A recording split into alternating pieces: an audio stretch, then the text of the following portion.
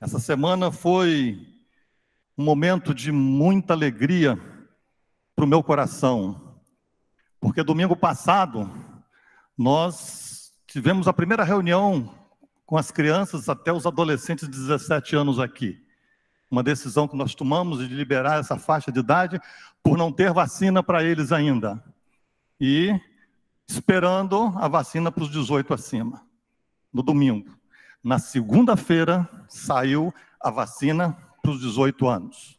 E na quinta-feira, no final da tarde, pelo menos que eu vi no final da tarde, não sei que hora que saiu no G1 que a Anvisa negou o pedido de liberação da vacina para as crianças e adolescentes até 17 anos, por ainda entenderem que eles precisam de mais estudos ainda para poder ver a eficácia realmente nesse público, porque pode dar problema de coração, uma série de coisas numa criança pequena. Então ali eu vi a mão de Deus. Eu vi, Deus dizendo, vocês estão no caminho certo. E eu fiquei muito alegre com isso. Irmãos, a igreja em Vitória, a qual nós fazemos parte, ela surgiu pela revelação, do nosso querido, amado irmão Valdir, que muitos aqui, quase a maioria, conhece, que de setembro de 74, quando ele rompeu com o sistema denominacional, até fevereiro de 2012, quando ele veio a falecer, no dia 29 de fevereiro, ele, por 38 anos, ele lutou contra um sistema religioso satanicamente divisionista para que nós hoje pudéssemos estar aqui, para que nós hoje estivéssemos aqui testemunhando da unidade do povo de Deus nessa localidade onde a gente mora. Testemunhando como igreja na localidade de Vitória, que é a vontade expressa na palavra de Deus. Em todo o Novo Testamento, nós vemos a igreja na localidade. O nome da igreja, o nome da localidade. Perguntando a você agora, que está aqui, e os irmãos que estão lá no Meet, que é a igreja? Você saberia me responder? Se você souber me responder corretamente, porque eu creio que tem alguns que talvez ainda não saibam, mas se você souber me responder corretamente, eu ainda te faço uma outra pergunta.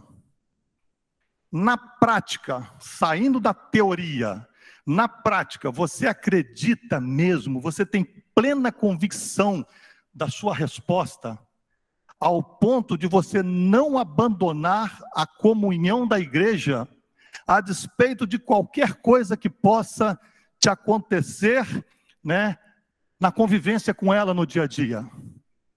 Você tem essa convicção?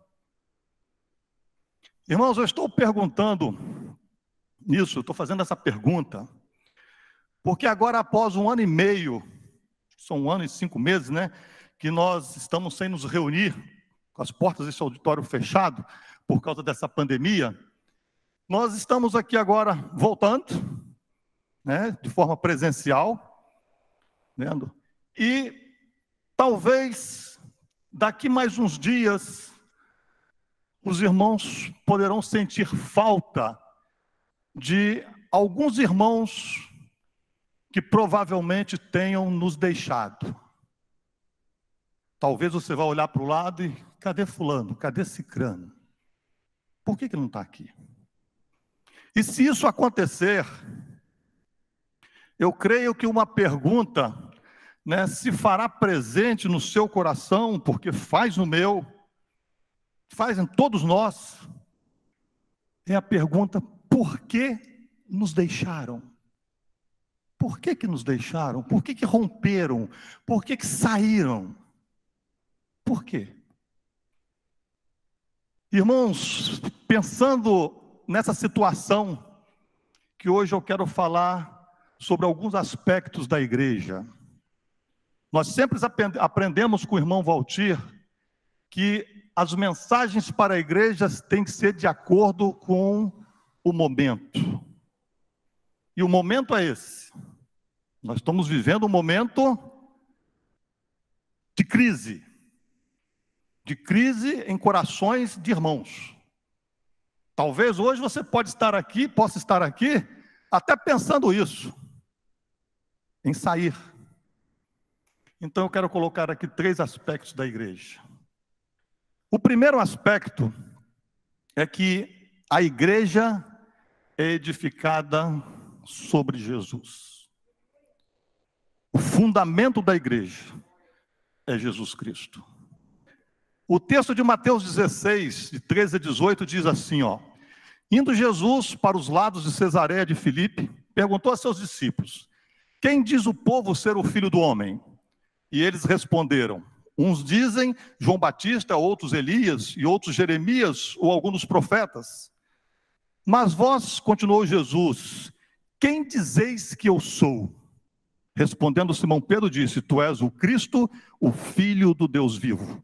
Então Jesus lhes afirmou, bem-aventurado és Simão Barjonas, porque não foi carne e sangue que te revelaram, mas meu Pai que está nos céus. Também eu te digo que tu és Pedro, e sobre essa pedra eu edificarei a minha igreja, e as portas do inferno não prevalecerão contra ela. Talvez você tenha saído de casa para vir aqui ouvir hoje uma mensagem que pudesse te fazer colocar um pouco para cima, por causa de algum problema que você está passando, enfrentando.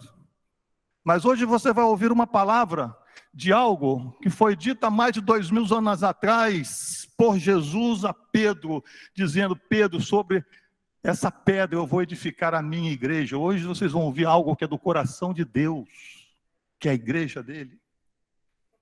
Quando Pedro, por divina revelação de Deus, porque foi o Pai, né? O que Jesus disse? Foi o Pai que te revelou, não foi carne e sangue.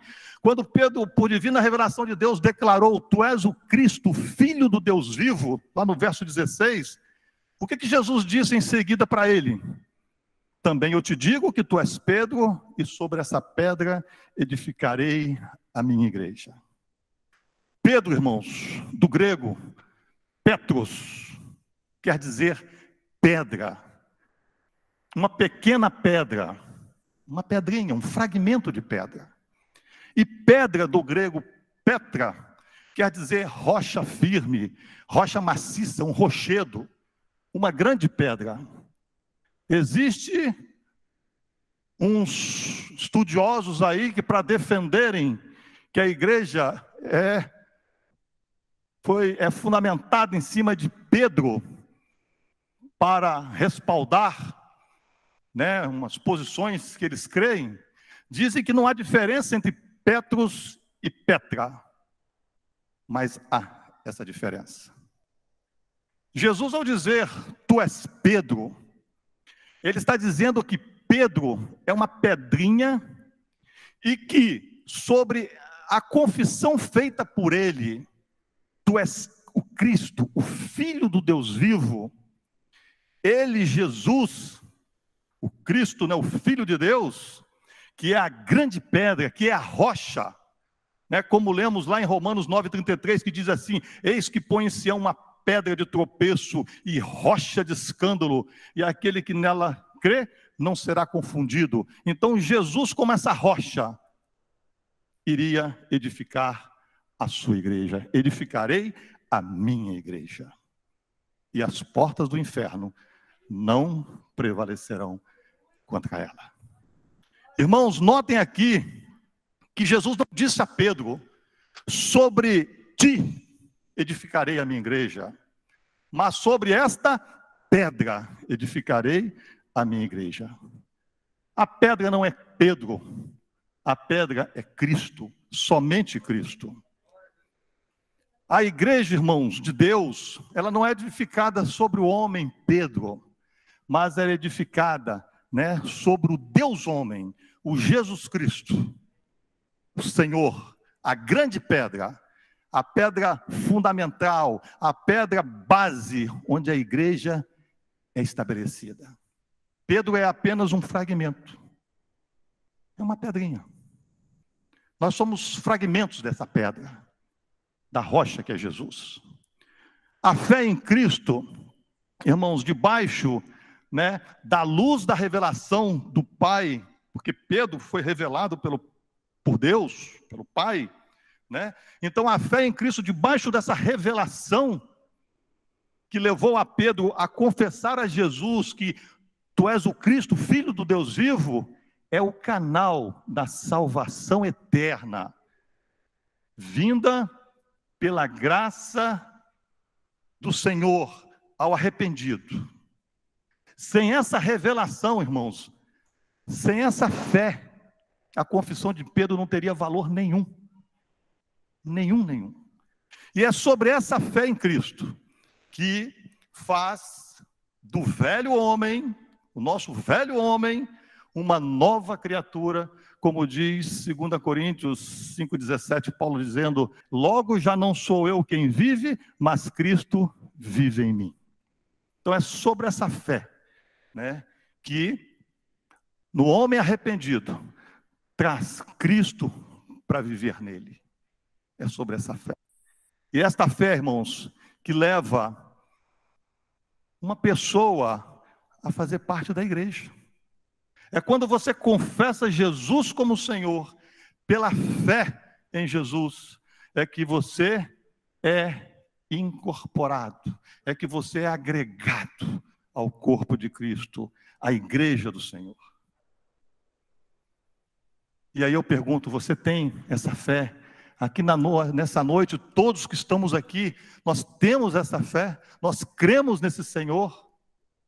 Porque se você estiver aqui nesta noite apenas para ouvir uma reunião, apenas para estar participando de um evento, de um culto, como dizem, se você não tiver essa fé, não tiver o conhecimento de Jesus, não tiver Jesus como Senhor da sua vida, você não está na igreja. Você só está aqui sentado, participando, mas você não é ainda a igreja do Senhor. Irmãos, a carta de 1 Pedro 2, 4 a 6 declara que Jesus é a pedra que vive e afirma que todos os crentes, aqueles que pela fé confessaram Jesus Cristo como Senhor, diz o texto lá, né? O Cristo, o Filho do Deus vivo, né? São pedras que vivem sendo edificadas, casa espiritual que é a igreja.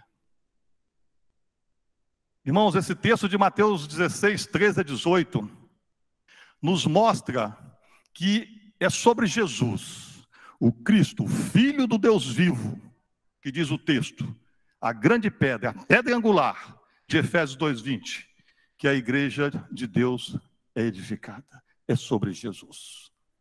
O segundo aspecto que eu quero falar acerca da igreja é que, irmãos, igreja não é templo ou qualquer outro local de reunião. Quando você saiu de casa, você veio para a reunião da igreja, você veio para a reunião do povo de Deus. Você não saiu de casa para ir para a igreja.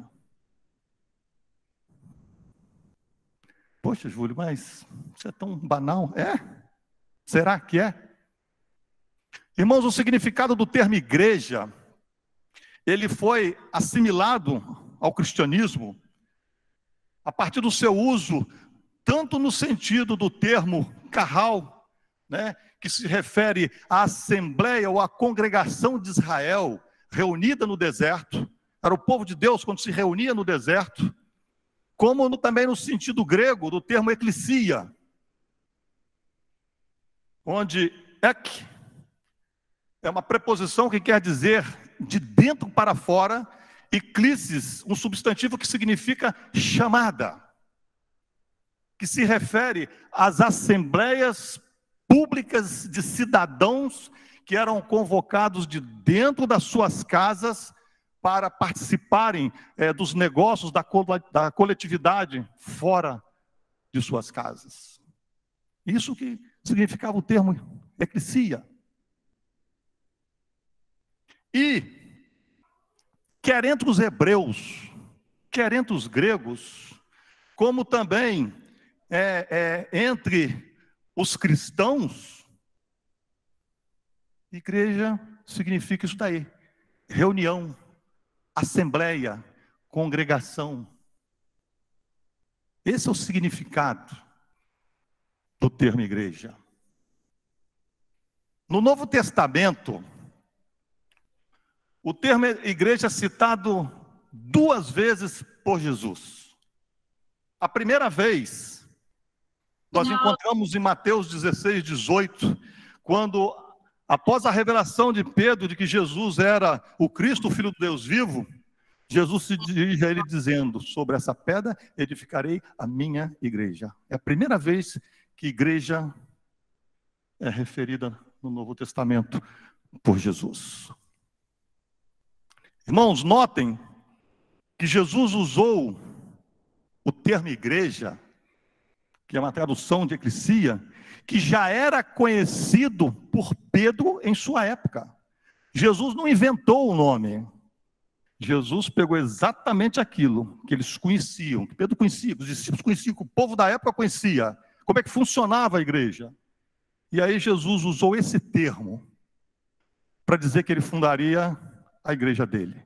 Só que agora, o sentido que Jesus dá a esse termo igreja, nesse texto, não é mais a convocação de um povo a sair de dentro de suas casas para ir para fora, para participar de uma assembleia de negócios, mas o chamado de um povo das trevas para viver com Jesus em sua plena luz.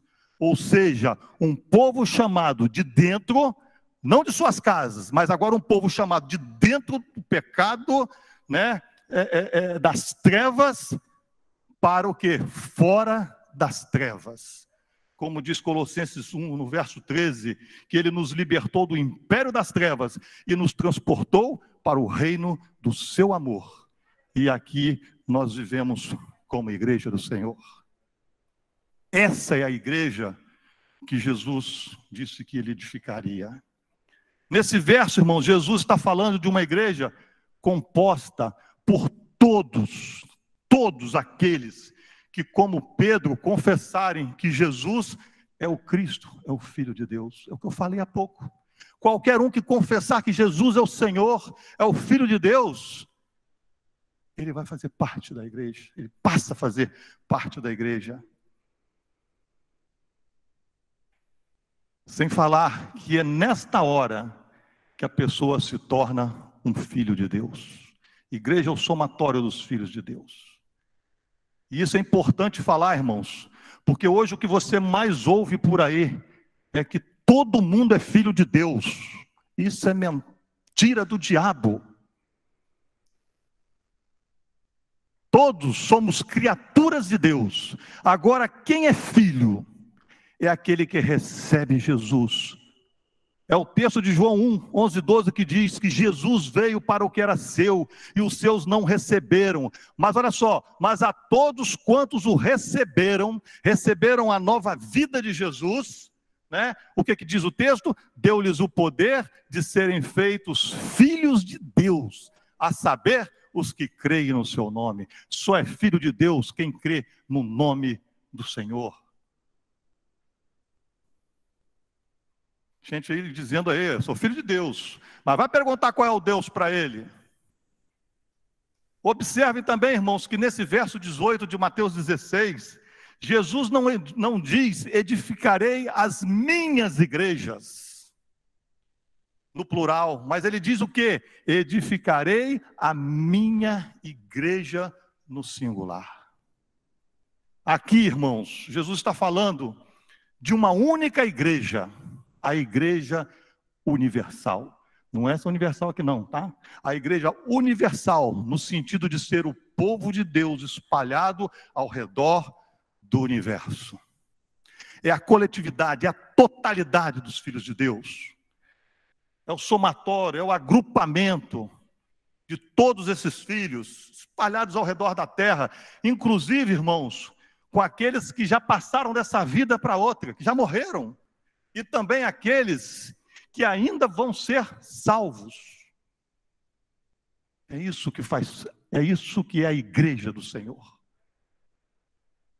Irmãos, é um terrível erro eclesiológico chamar um local de igreja, ou um templo, ou qualquer coisa que você queira dar o nome. É um terrível erro. Atos 7,48 diz que o Altíssimo não habita em templos feitos por mãos de homens. E 1 Coríntios 3,16 diz: não sabeis vós que sois o templo de Deus e que o Espírito de Deus habita em vós? Então isso não é templo. O templo somos nós, porque o Deus agora habita em nós. A segunda vez que encontramos a palavra igreja na Bíblia é em Mateus 18, 15 a 17, quando Jesus dá instruções aos seus discípulos acerca de como disciplinar um irmão em pecado. O texto diz assim, se teu irmão pecar contra ti, vai arguí-lo entre ti e ele só. Se ele te ouvir, beleza, ganhastes o teu irmão.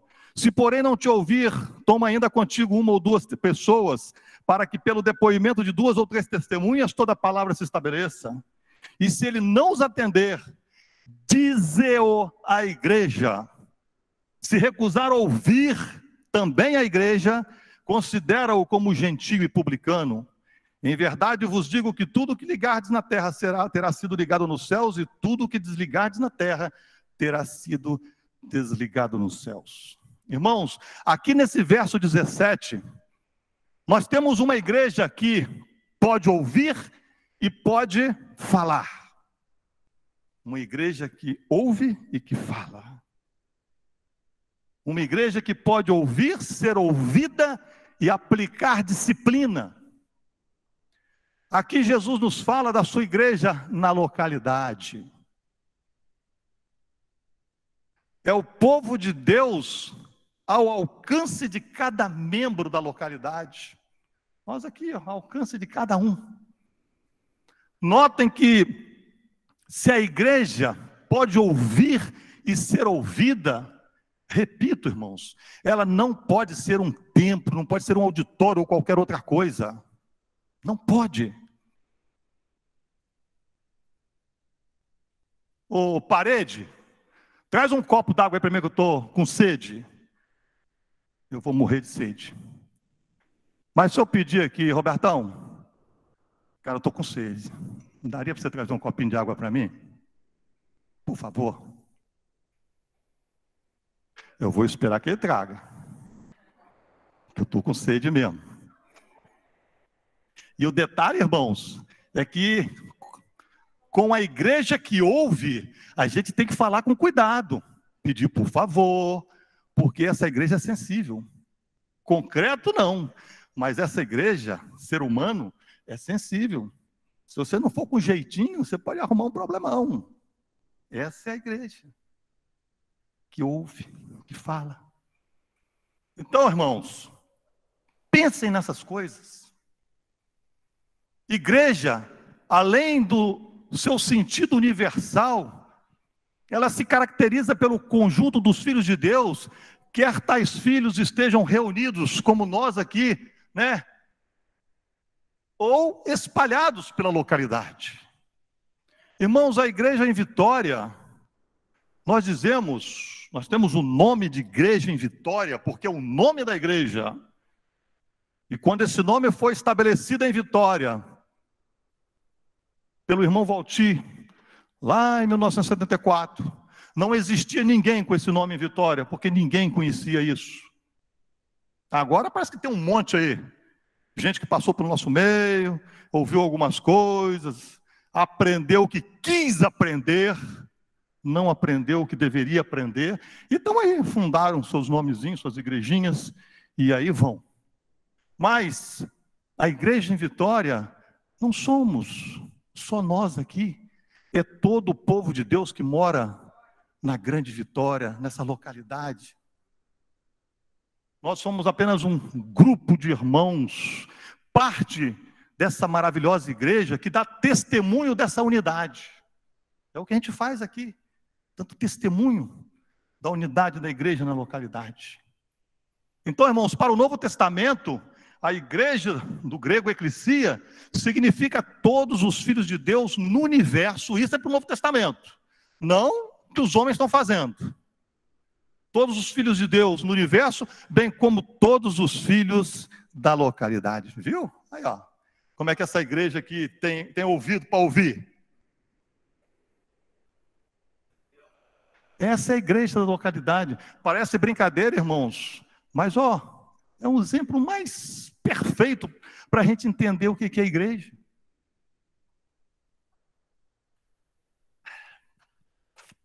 Irmãos, no sentido de Mateus 16, 18, a igreja é uma só, é universal. Como eu já falei, é o conjunto inteiro dos filhos de Deus, né? E no sentido da localidade, é o conjunto dos filhos de Deus que moram na localidade. Paulo, escrevendo à igreja em Corinto acerca da liberdade cristã, ele diz assim, ó: não vos torneis causa de tropeço, nem para judeus, nem para gentios, nem tampouco para a igreja de Deus. E escrevendo à igreja em Tessalônica, acerca do proceder fiel dos tessalonicenses, nas tribulações que eles estavam passando, Paulo diz o quê? Tanto é assim, irmãos, que vos tornastes imitadores das igrejas, no plural, existentes na Judéia em Cristo Jesus. Lá em 1 Tessalonicenses 2,14. Então, irmãos, por que a igreja de Deus, né, de 1 Coríntios 10,32, tornou-se em igrejas em 1 Tessalonicenses 2,14? Por quê?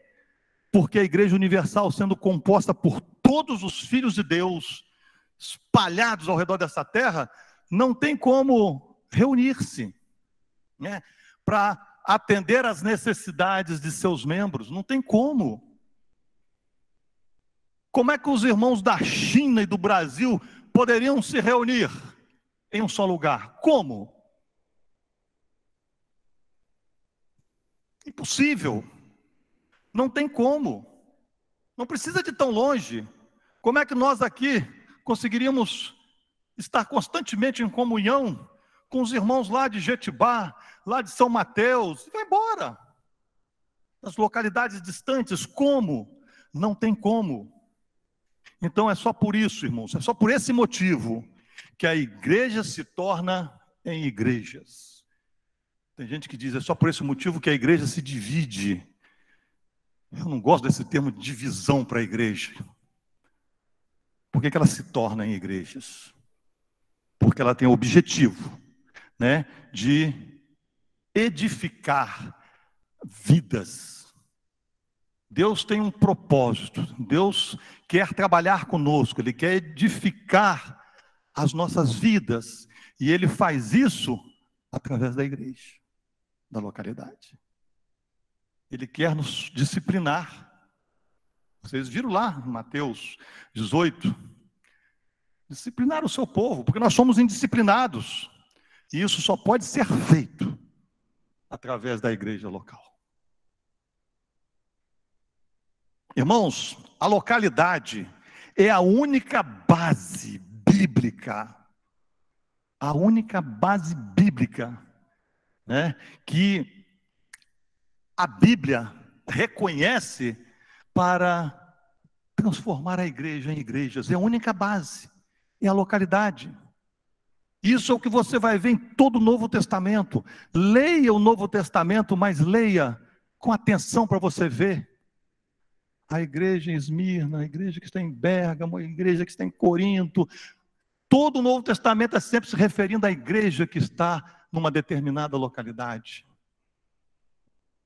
Atos 8, verso 1 a 3, diz que naquele dia levantou-se grande perseguição contra a igreja em Jerusalém. 1 Coríntios 1,12, a igreja de Deus que está em Corinto, o que eu falei aqui agora, a igreja em Antioquia, a igreja em Listra, Icônio, Antioquia, da Psídia, as igrejas do Apocalipse, aquelas 7 igrejas, Éfeso, Esmirna, Pérgamo, Tiatira, e vai embora. É isso que você vai achar na Bíblia. Em lugar nenhum na Bíblia você vai achar Igreja Batista, Maranata, Pentecostal e Universal, esse mundaréu de nome que existe, que a cada momento vão se rompendo e vão criando igrejas. Isso é satânico, gente. Isso é demoníaco. Não estou falando contra os irmãos que estão lá porque eles são irmãos, são lavados pelo sangue do Cordeiro, estão cegos, ou acomodados, não sei, ou não tiveram a oportunidade de ouvir o correto. Mas esse sistema que divide, isso é do diabo. Irmão, segundo o que nós vimos aqui, segundo a Bíblia, guarde isso, a igreja só pode ser dividida ou ser transformada em igrejas por causa da localidade. No meio cristão, a igreja da localidade ela tem sido vista como uma reunião de crentes, uma reunião do povo de Deus, para adoração, para pregação, para comunhão, para tantas coisas, né, que a gente precisa fazer no meio do povo de Deus. Então, no meio cristão, a igreja é para isso, é vista como, dessa forma, né, se reunindo em algum lugar com esse objetivo. Porém, no Novo Testamento, igreja não é apenas reunião. Igreja não é apenas para um momento de ajuntamento. Quando Paulo, lá em 1 Coríntios 12, no verso 11 a 27, ele usa a figura do corpo humano para a igreja, para fazer uma analogia com a igreja, ele está dando ao termo igreja um sentido ainda muito mais profundo do que simplesmente uma reunião do povo de Deus, que é igreja como corpo de Cristo. Igreja como corpo de Cristo, onde Cristo é o cabeça. É muito mais além. Eu podia pegar outros versículos sobre essa questão, mas esse versículo aqui para mim é o que eu vejo de maravilhoso. Escrevendo à igreja em Corinto, Paulo diz assim, ora, vós sois corpo de Cristo, e individualmente membros desse corpo. E aos santos em Colossos, na igreja dos Colossenses, escreve, ele, Jesus, é a cabeça do corpo da igreja. Irmãos, a igreja em Vitória, como eu falei há pouco, não somos nós apenas, mas todo o povo de Deus. Cada um de nós, individualmente, formamos o corpo de Cristo. Cada um de nós, individualmente, somos membros do corpo. E aqui eu queria só fazer um adendozinho aqui, porque de vez em quando eu vejo alguém dizendo assim, eu sou igreja. Você é membro do corpo. Você é igreja por causa do conjunto dos filhos de Deus. Você sozinho, você não é. Porque igreja é aglomerado, é o somatório. E quando, irmãos, nós dividimos a igreja da localidade, quando nós dividimos esse corpo de Cristo que é a igreja, o que é que nós fazemos? Nós deformamos o corpo de Cristo. Nós tornamos um corpo de Cristo aleijado. Para Paulo, irmãos, fazer parte da igreja deixa de significar apenas assistir ou participar de reuniões. É isso que Paulo nos mostra aqui.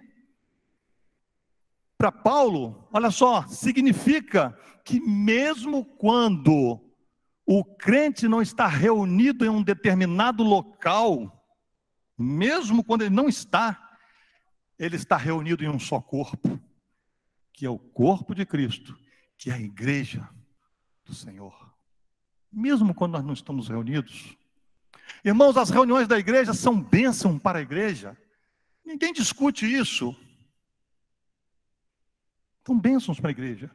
Porque em si mesmo, nas nossas reuniões, as reuniões de membros, nós nos juntamos para comunhão, para como é gostoso isso daqui, pregação e tudo mais, nossos relacionamentos, isso é importantíssimo. Mas olha aqui, só que poderá ocorrer que, mesmo em situações de exceção,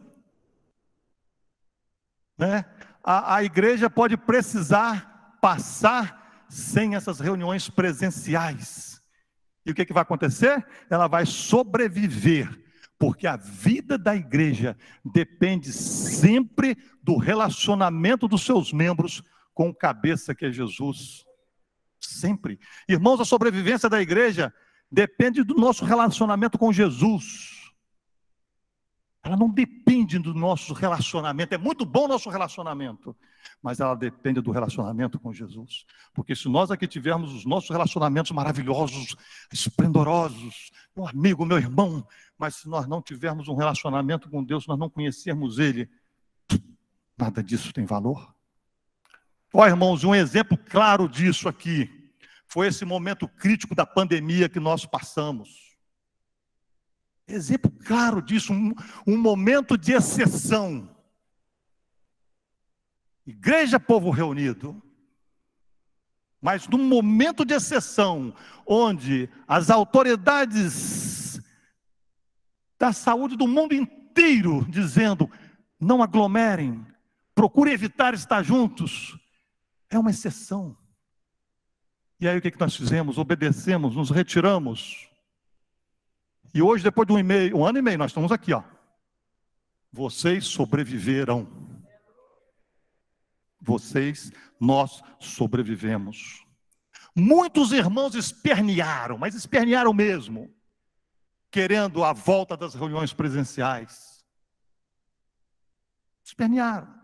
Alguns, inclusive, saíram em busca de reuniões fora, alegando a necessidade da comunhão. Irmãos, o fato é que se a pessoa entender o que é igreja, entender o que é corpo, e estiver ligado intimamente com o cabeça da igreja, o dono da igreja, que é Jesus Cristo, ele será nutrido e ele sobreviverá os tempos difíceis, os tempos de exceção. Passamos por um agora, poderemos passar por outro. Olhem lá para trás para a história dos cristãos perseguidos. Hoje, se vem uma perseguição aqui, aí eu quero ver. Eu quero ver portinha abrir por aí. Com o nego com a metralhadora para poder metralhar quem estiver reunido. Aí eu quero ver. Só vai suportar aquele que estiver um relacionamento com o dono da igreja, com o Senhor da igreja. E por fim, o terceiro princípio. E o terceiro aspecto da igreja, que eu quero deixar aqui, é o princípio da unidade da igreja. É o princípio da unidade. Irmãos, o que é unidade? Unidade, irmãos, é a qualidade, né, ou o estado de ser de ser único, de não poder ser dividido. Isso é unidade. Em 1 Coríntios 12, no verso 12 a 20, Paulo faz aquela analogia ao corpo humano, né, que eu já citei aí, né, como o corpo de Cristo. O verso 12 diz assim, ó, porque assim como o corpo humano, olha só, é um e tem muitos membros, e todos os membros, sendo muitos, constituem um só corpo, assim também com respeito a Cristo. Pois em um só Espírito, todos nós fomos batizados em um corpo, quer judeus, quer gregos, quer escravos, quer livres. E a todos nós foi dado de beber de um só Espírito. E aí Paulo, numa linguagem, né, bem simples e figurada, para nos fazer entender, ele usa o corpo humano para nos fazer entender como é que funciona o corpo de Cristo, como é que funciona a igreja. Quando ele diz lá no verso 14... porque também o corpo não é um só membro, mas muitos. Aqui é a unidade da igreja que ele vai dar ênfase. Se disser o pé, porque não sou mão, não sou do corpo, nem por isso deixa de ser do corpo. Se o ouvido disser, porque não sou olho, não sou do corpo, nem por isso deixa de ser. Se todo o corpo fosse olho, onde estaria o ouvido? Se todo fosse ouvido, onde estaria o olfato? Mas Deus dispôs os membros, colocando cada um deles no corpo como lhe aprouve. Se todos, porém, fossem um só membro, onde estaria o corpo? O certo é que há muitos membros, mas um só corpo. Você já leu isso 500 vezes, mas eu quero saber se você leu e se você entendeu. Irmãos, nós podemos dizer que o pé, por não ser igual à mão, não pertence ao corpo? Podemos dizer isso? É certo que não. Corta os seus pés fora aí. Pega alguém aí, arranca os pés fora daí. E amanhã dá um pulinho lá no supermercado, fazer umas comprinhas e me convida para um almoço na sua casa. Que eu quero ver se eu vou conseguir almoçar lá. Não. Porque sem os dois pés, você não anda. Para você comprar, para você usar as suas mãos para pegar a mercadoria na prateleira, você precisa dos seus pés. Existe alguma dificuldade em entender que o nosso corpo não pode funcionar, apenas com membros separados, como ouvido, ou como nariz, ou como pé? Nenhuma dificuldade se entender isso. Nenhuma.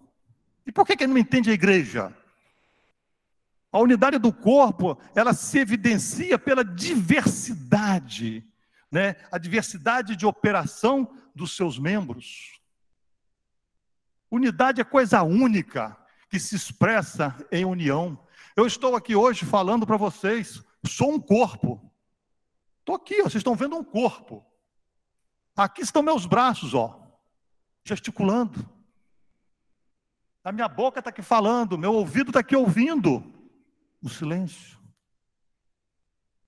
Meus pés aqui, estão me sustentando de pé. Cada membro cumprindo a sua função. Cada membro cumprindo a sua função. Então, irmãos, assim como na plena unidade do corpo humano, essa unidade perfeita deve ser o corpo de Cristo, deve ser a igreja, a mesma coisa.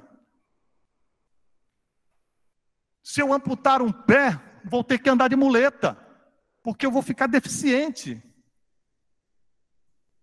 É exatamente isso que acontece com a igreja do Senhor, com o corpo do Senhor. As divisões da igreja em denominações deixam esse corpo deficiente. Igreja, para ser igreja, os seus membros têm que funcionar em harmonia. O que adianta eu sair daqui e encontrar um irmão de uma outra, ou melhor, de uma igreja, de uma denominação, e ele olhar para a minha cara, e quando ele souber que eu não sou da dele, ele vira a cara para mim, ou também eu posso virar a cara para ele. Nós temos que ter esse cuidado. Nós não somos melhores do que ninguém. O que adianta isso? Isso é uma deformidade. O corpo não está funcionando. Atos diz que os irmãos naquele tempo, as vidas naquele tempo, caíam na simpatia do povo de Deus. Hoje cai na antipatia. Porque as pessoas passam ali, vê aqui tem uma igreja, ali tem uma, tem lugares aí que é uma do lado da outra, e aí eles dizem o quê? Qual é o certo aqui? Quem é que está com a razão? O que é isso? Deficiência. Um corpo aleijado, deixando de produzir os resultados que o Senhor deseja. Irmãos, e aí, é o que eu digo, um irmão, que rompe com a igreja, a qual ele se reúne, seja lá qual for o motivo do rompimento, ele está aleijando o corpo de Deus. Se hoje eu romper com vocês, ou algum de vocês romper com a igreja, nada mais é do que isso. Você vai estar aleijando o corpo de Cristo. Mais um. Paulo exorta a igreja em Corinto a viverem essa unidade. Lá em 1 Coríntios 1,10 ele diz o quê? Rogo-vos. Ele já começa assim, rogo-vos.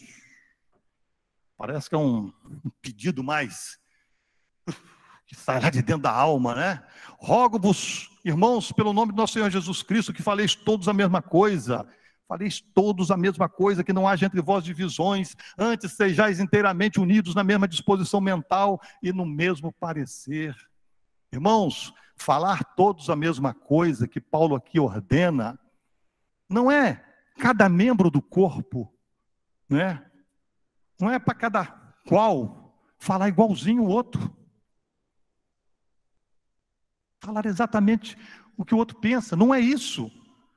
Porque da mesma forma que o corpo humano tem vários membros diferentes, né?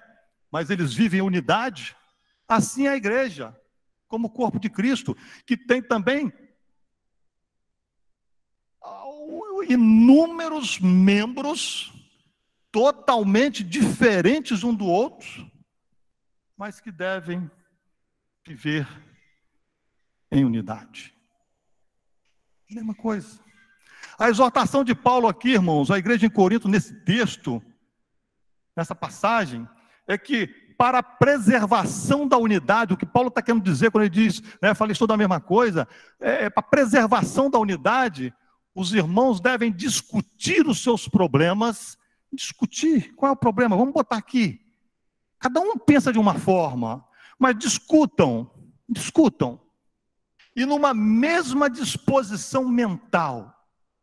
Que disposição mental é essa? O que significa isso? Significa que tudo que for tratado com relação à igreja deve ser tratado em função da igreja e não do que cada um acha que seja melhor para si, para poder chegar em um mesmo parecer. E aí sim, de forma inteiramente unidos, falarem todos a mesma coisa. O irmão Valtir dava muito um exemplo do Odilon, que numa reunião do presbitério, Odilon tinha uma opinião que ele era totalmente contrário àquilo que estavam discutindo, mas quando os demais irmãos decidiram por outro caminho, Odilon bateu a mão na mesa, falou assim: bom, eu era contra, agora eu sou favorável, eu sou um com os irmãos. O irmão Valtir não cansava de dar esse exemplo para a gente, nos ensinando, enfiando na nossa cabeça. Irmãos, e o presbitério da igreja? 6 irmãos totalmente diferentes. Nossa, para muitos, sou uma topeira. O Derônios talvez uma topeira e meia, ou meia topeira, não sei. Que não é fácil. Estou falando na ausência dele, não, que eu falo para ele também. Rogério, bonzinho, mas não aperta o calo dele não, para você ver. O Eli é mais ou menos, hein? E o Juninho, aquela mãe? Todo mundo totalmente diferente um do outro. Mas eu quero dizer uma coisa para vocês. Eu conheço eles há 34 anos.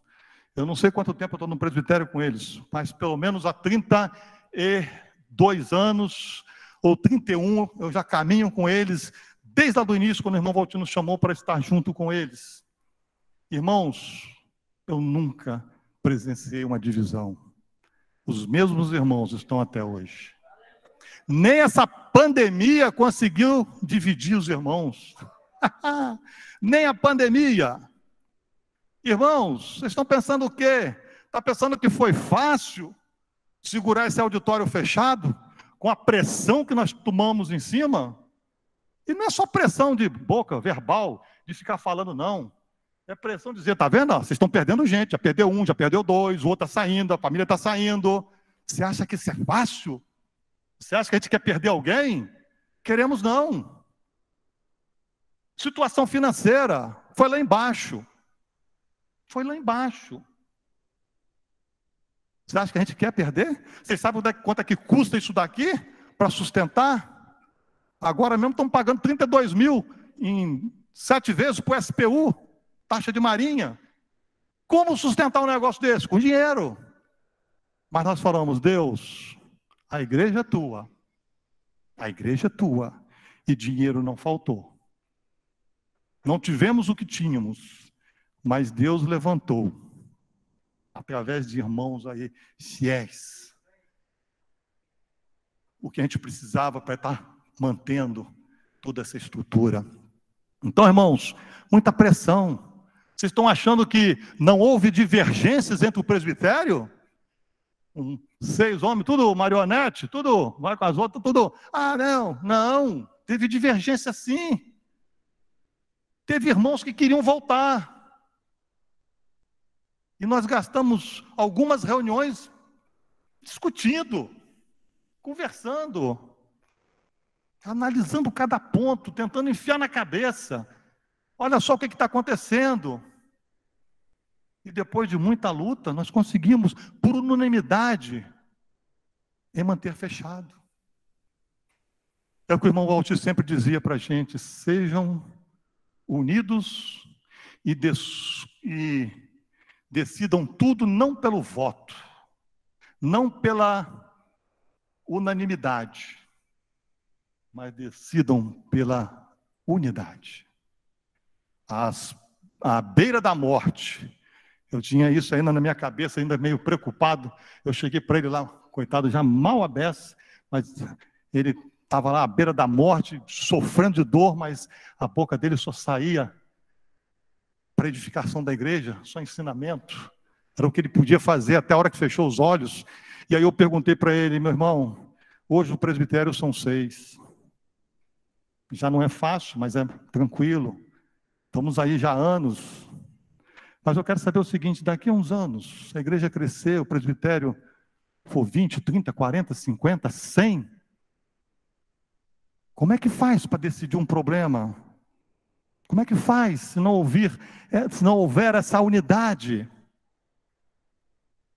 A gente pode decidir no voto? Aí ele falou assim: o voto, eu diria nunca. Mas se esse for um mal necessário, não deixe discrepância. Se tem 10, procure 9 contra 1. 9 contra 1. Irmãos, unidade é isso. É depois de muita discussão, às vezes até mesmo depois de um bate-boca bem acalorado, né, Rogério? E parece briga. Se tiver alguém de fora vendo, fica até escandalizado. Fica até escandalizado, né? Mas depois disso, chega-se um consenso com paz na alma. Alguém pode, conversando individualmente, né, com cada um dos presbíteros aí, sobre alguma questão, achar, por colocações feitas por cada um, que há eu até aprendi agora recentemente uma palavra que eu fui até olhar no dicionário se existia, uma desunidade no presbitério. Pode até pensar que há. Irmãos, achar hoje que o presbitério não é unido, é não entender nada de unidade. Pessoas diferentes pensam diferentes, e é normal que individualmente expressem os seus pensamentos. É normal. Se você vai conversar um assunto comigo, eu vou conversar uma coisa com você. Você vai conversar o mesmo assunto com o Rogério, talvez ele vai dizer outra. Mas na hora que a gente sentar para discutir aquele assunto, vai ter que sair uma coisa só. É a unidade. Quando se juntam para decidir, aí, meu filho, o problema cessa. É a unidade operando em meio à diversidade. Se não houvesse unidade no presbitério, nós não estaríamos até hoje, por tantos anos juntos. E conhecemos uns os outros, conhecemos a cabeça de cada um. E aí, irmãos, a questão da unidade é séria. Fechando. É muito séria. Ela é tão séria que o próprio Deus, o Deus Filho, Jesus, conhecendo a natureza corrompida do homem, conhecendo a nossa natureza, ele orou ao Pai pedindo a nossa unidade. Leiam João 17, faça uma leitura, devorem João 17. O verso 20 diz assim: quando Jesus clamou ao Pai, né, diz assim: não rogo somente por estes, pelos seus discípulos, mas também por aqueles que vierem a crer em mim, que somos nós, que cremos depois. por intermédio da sua palavra, a fim de que todos sejam um, e como és tu, ó Pai, em mim e eu em ti, que é a unidade perfeita, também sejam eles em nós, para que o mundo creia que tu me enviastes. Eu lhes tenho transmitido a glória que me tens dado, para que sejam um. Todo o ensinamento de Jesus para nós, a glória que ele nos ensinou do Pai, é para que nós fôssemos um. Eu neles e tu em mim, a fim de que sejam aperfeiçoados na unidade, para que, tá vendo? Eu neles e tu em mim, a fim de que sejam aperfeiçoados na unidade, para que o mundo conheça que tu me enviastes e os amastes, como também amastes a mim. O mundo hoje não está reconhecendo é nada, porque a gente só faz vergonha. E aqui, irmãos, eu vou dizer uma coisa muito séria para vocês. Tanto eu quanto você, que dizemos ser cristãos, dizemos ser membros do corpo de Cristo, eu sou membro, né? Que dizemos entender o que é a igreja, não, eu sei o que é a igreja. Se nós deixarmos a comunhão da igreja local, a comunhão do corpo a qual nós pertencemos, nós estamos sendo rebeldes. Rebeldia. E rebeldes, irmãos, não com o governo da igreja. Não, se você romper hoje aqui, você vai estar sendo rebelde com a gente aqui, não. Você está sendo rebelde com o próprio Deus. Com o próprio Deus, porque Ele nos libertou do império das trevas, nos transformou para o reino do seu Filho, do seu amor. Para o quê? Para vivermos em unidade com Ele. Essa é a oração de Jesus. Então, se você não gostar de eu dizer que se você divide um rebelde, vai chorar com Deus, não é comigo não. E aí eu concluo, né, essa mensagem, respondendo à pergunta que poderá surgir agora, né, com o nosso retorno, as nossas reuniões presenciais, que eu mencionei lá no início. O que leva um irmão crente valoroso, a deixar de se reunir ou romper, né, com a comunhão da igreja? O que leva a isso? O que leva? Quando diz assim, fulano deixou, saiu, fez uma cartinha, não quero mais reunir com vocês, não. Tá. O que leva a isso? Eu creio que muitas respostas seriam dadas por eles, seriam dadas por quem saiu, se a gente perguntar. E respostas, inclusive, por gente aqui, que está me ouvindo agora, para tentar justificar a resposta deles. Tem hora que parece que querem fazer o errado virar certo. O certo virar errado. Talvez eles até digam, de uma forma assim, que fica até bonito, né? Deixei os irmãos, mas não deixei a igreja, porque eu sou igreja, eu pertenço à igreja, e onde estou me reunindo, também é igreja. Até dizer isso. Entretanto, irmãos, eu não vejo nenhuma resposta que não seja para esse comportamento, falta de visão, entendimento e convicção do que é a igreja. Não entenderam nada do que é a igreja, não sabe de nada. Ouve, passa anos ouvindo acerca da igreja e não entende nada.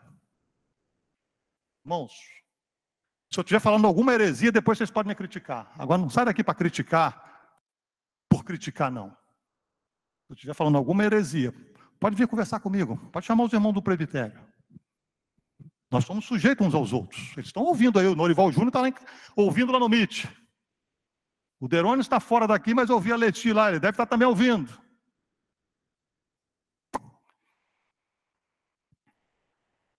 E eu falo isso, irmãos, com base numa coisa que Paulo escreve à igreja de Éfeso, que ele diz assim, grande é esse mistério, mas eu me refiro a Cristo e à igreja.